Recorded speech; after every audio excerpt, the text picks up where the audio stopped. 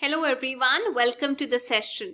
आज हम डिस्कस करने जा रहे हैं ग्रेड 7 के साइंस का chapter lesson number 3 fibre to fabric. ये है पार्ट 2।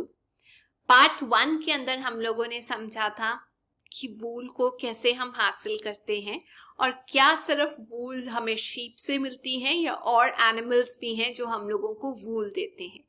आज की क्लास में हम पढ़ने जा रहे हैं सिल्क के बारे में। जी हाँ, जो सिल्क का फाइबर धागा हम लोगों को मिलता है वो एक एनिमल फाइबर है, एनिमल से हम लोगों को मिलता है। तो जब आप उसे जलाते हैं, क्योंकि वो एनिमल्स की ही बॉडी पार्ट का एक हिस्सा है, या आप कह सकते हैं एनिमल्स की बॉडी से हम लोग को मिलता है, तो जब आप उसे जलाते हैं तो वो वैसी स्मेल देता है जैसे जब बाल जलते हैं तो स्मेल आती है। तो जो सिल्क है वो बेहतरीन क्वालिटी का एक फाइबर होता है, शाइनिंग मटेरियल होता है, सॉफ्ट होता है, स्ट्रॉन्ग होता है, जो हम लोगों को मिलता है सिल्क वॉर्म के साथ। आप डायग्राम में देख सकते हैं सिल्क वॉर्म को। सिल्क वॉर्म क्या करते हैं, अपने आसपास स्पिन करते हैं, बनाते हैं सिल्क फाइबर को। और वो कैसे बनाते हैं, कब बनाते हैं, इसे आज हम क्लास में पढ़ेंगे। तो सिल्क वॉर्म से वो जो ऑब्टेन किया जाता है सिल्क, उस प्रोसेस को, उनका पशुपालन करना, उनसे सिल्क लेना, उसको हम सेरीकल्चर बोलते हैं। आपने अपने मम्मी, दादी, आंटी के पास बहुत सारी सिल्क की साड़ियां देखी होंगी और आपको जानने में हैरानी भी होगी कि सिल्क की साड़ियां काफी महंगी होती है।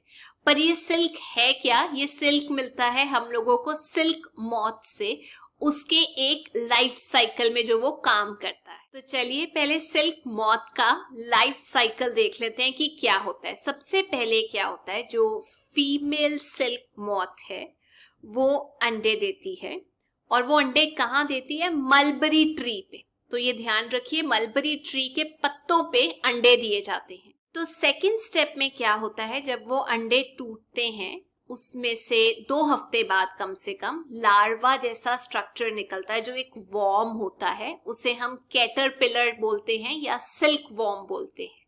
आप डायग्राम में देख सकते हैं, उसे हम लार्वा बोलते हैं जब वो निकलता है, और वो जैसी शेप ले लेता है फिर सिल्क वॉर्म बन जाता है। धीरे धीरे उसका साइज जो है वो बढ़ना शुरू हो जाता है। तब ये कैटरपिलर रेडी हो जाता है नेक्स्ट स्टेज के लिए, क्योंकि ये मलबरी ट्री के जो पत्ते होते हैं वो खाता है। तो उसके बाद जब ये बड़ा हो जाता है तो नेक्स्ट स्टेज में जाता है प्यूपा की स्टेज। अब प्यूपा की स्टेज में क्या होता है, तो ये अपने मुंह से एक सब्सटेंस निकालता है, अपने सर को हिलाता रहता है और अपने आसपास उसे पूरा बांध लेता है। तो कैटरपिलर अपने आप को पूरे तरीके से कवर कर लेता है उस फाइबर से, उस प्रोटीन से जो वो अपने मुंह से निकालता है। तो वो जो स्ट्रक्चर बनता है उसको हम बोलते हैं कुकून, जिसमें वो फिर रहना शुरू कर देता है। कुछ देर के बाद उसकी डेवलपमेंट होती रहती है कुकून के अंदर अंदर ही। तो वो जो बाहर का स्ट्रक्चर है जो अपने मुंह से वो निकालता है, उसे हम सिल्क यार्न या सिल्क का थ्रेड बोलते हैं, जो हमें कुकून से मिलता है, जो सिल्क मॉथ का ऊपर वाला कवरिंग होती है। तो जो सिल्क का फाइबर होता है उसको हम यूज करते हैं सिल्क के कपड़े बनाने के लिए, जैसे वूल का फाइबर यूज किया था वूल के कपड़े बनाने के लिए। आप जान के हैरान होंगे कि जो सिल्क का जो यार्न है, जो स्ट्रक्चर है, वो इतना मजबूत होता है जैसे आप एक थ्रेड बना लें स्टील की, तो काफी मजबूत होता है वो। ये जो वैरायटी है सिल्क मॉथ की, ये काफी अलग होती है टेक्सचर वाइज। जब आप टच करते हैं, स्मूथनेस कितनी शाइनी है, क्योंकि अलग अलग तरीके के सिल्क की ब्रीड्स होती हैं। जैसे वूल की अलग अलग ब्रीड्स थी, जैसे सिल्क की एक ब्रीड हो गई तसार सिल्क, मूंगा सिल्क, कोसा सिल्क। तो ये सब किस्म की जो सिल्क है वो मिलती उसी स्टेप पे है कुकून के, पर अलग अलग तरीके के मॉथ्स होते हैं, अलग अलग तरीके के सिल्क मॉथ्स होते हैं। तो जो मोस्ट कॉमन है, जो अक्सर हमें मिलता है, वो हमें मिलता है मलबरी सिल्क। वहां पे हमें सबसे बेहतरीन क्वालिटी भी मिलती है, और उसी का जो कपड़ा होता है वो सॉफ्ट होता है, शाइनी होता है, इलास्टिक होता है।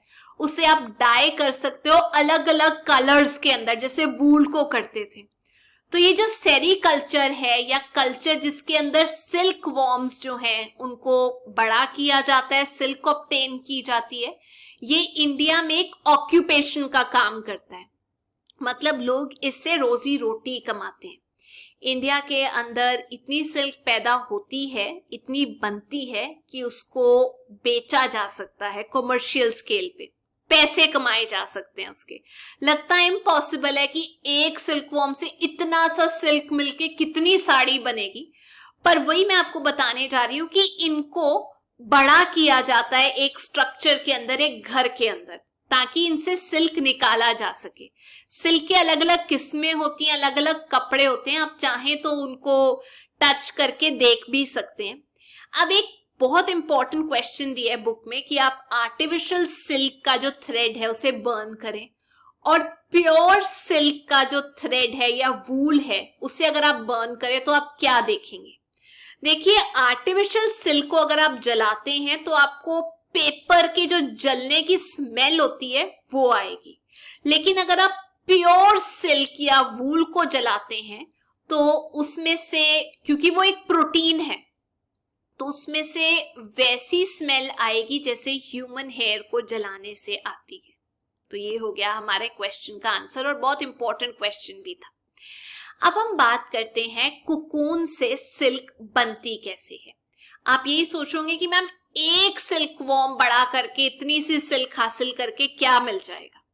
इसी के लिए लोगों ने ये करना शुरू किया कि large number of silk worms को बढ़ाना शुरू किया, पैदा करवाना शुरू किया, तो ताकि वो इंडस्ट्रियल लेवल पे अपने काम को लेके जा सके। तो कुकून्स जो है उसको यूज करना शुरू किया। अब क्या होता है, सिल्क वॉर्म्स की देखभाल की जाती है, जैसे भेड़ बकरियों की जाती है, उसे हम बोलते हैं रियरिंग सिल्क वॉर्म्स। एक फीमेल सिल्क मॉथ जो है वो हजारों या हंड्रेड्स ऑफ एग्स दे देता है, बहुत सारे अंडे दे देती है।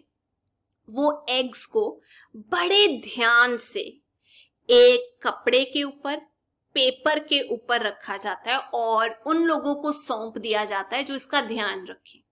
उनको हम सिल्क वॉर्म फार्मर्स बोलते हैं क्योंकि वो इसकी खेती करते हैं एक तरीके से। तो जो फार्मर्स हैं वो उस कपड़े को लेकर, जैसे उनको दिया जाता है, उसको बड़ी हाइजीनिक साफ सुथरी जगह पे रख के, सही टेम्परेचर देकर, ह्यूमिडिटी देकर, जिससे वो बढ़े, वो दिया जाता है, वो प्रोवाइड किया जाता है। एक बार जो एग्स हैं वो गर्म हो जाते हैं सूटेबल टेम्परेचर पे जाके, सही टेम्परेचर पे जाके, तो वो हैच करते हैं, मतलब उनमें से कुछ लार्वा निकलता है, अंडों में से लार्वा निकल गया। और जब वो अंडों में से लार्वा निकला तो आपको याद है वो कैटरपिलर जैसा निकलता है। उस कैटरपिलर को एक, जैसे दूध के पैकेट की ट्रेज नहीं होती ब्लू कलर की, उसके अंदर मलबरी जो लीव्स होती हैं उनको रख के उस लार्वा को वहां पे रख दिया जाता है, जिसे हम कैटरपिलर भी बोलते हैं, सिल्क वॉर्म्स भी बोलते हैं।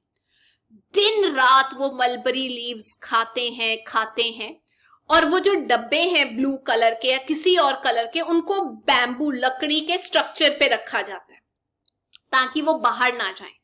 धीरे धीरे करके वो जब लार्वा की स्टेज से कुकून की स्टेज में जाते हैं 25-30 दिन के बाद, तो वो अपनी एक जगह ढूंढ लेते हैं बैम्बू के अंदर, लकड़ी के अंदर या ट्रे के अंदर, जहां पर वो अपना मुंह से निकालकर कुकून तैयार करते हैं।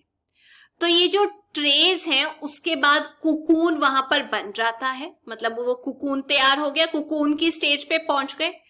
तो फाइनली जब ये पहुंच गए फिर इनको यूज किया जाता है।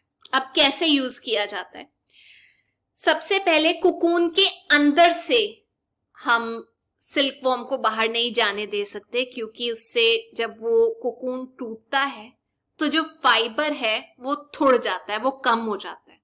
तो हमारे को इसमें 4 स्टेप्स यूज करने पड़ते हैं सिल्क निकालने के लिए। सबसे पहला boiling, second reeling, third throwing, fourth dying.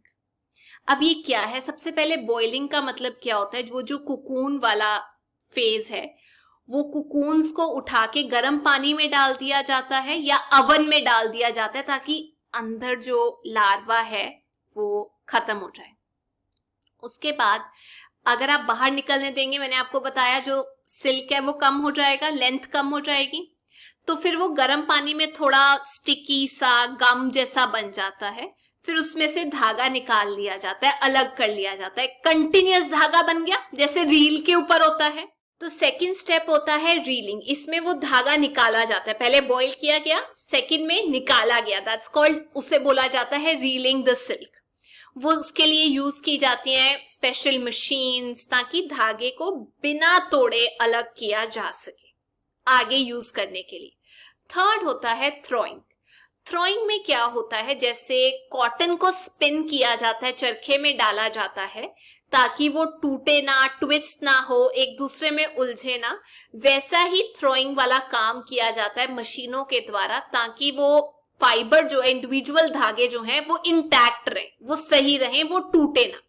और चौथे स्टेप में डाइंग की जाती है। डाई करना मतलब कोई रंग देना उस सिल्क को। आपके पास धागा आ गया, आप उसे अलग अलग रंग दे सकते हैं ताकि अलग अलग कपड़े बनाए जा सके, वीवर्स को दिया जा सके जो उसकी अलग अलग चीजें बना सके। तो ये हैं 4 स्टेप्स। तो ये थी आज की क्लास। मैं उम्मीद करती हूँ आपको आज का चैप्टर समझ आ गया होगा। जाने से पहले मैं आप लोगों से 2 क्वेश्चंस पूछना चाहती हूँ। क्वेश्चन नंबर 1 कि अगर आप आर्टिफिशियल सिंथेटिक सिल्क थ्रेड को जलाते हैं तो आप क्या एक्सपीरियंस करते हैं? और सेकंड क्वेश्चन, वो कौन सा स्टेप है जहां पर जो लार्वा है वो अपने मुंह से एक प्रोटीन, एक फाइबर निकालकर अपने आसपास एक शेल बनाता है, उसको हम क्या बोलते हैं? तो इन 2 क्वेश्चंस के आंसर आप कमेंट सेक्शन में जरूर दीजिएगा। अगर आपको ये वीडियो अच्छा लगा, please make sure you like, share and subscribe. Till then, take care, bye bye.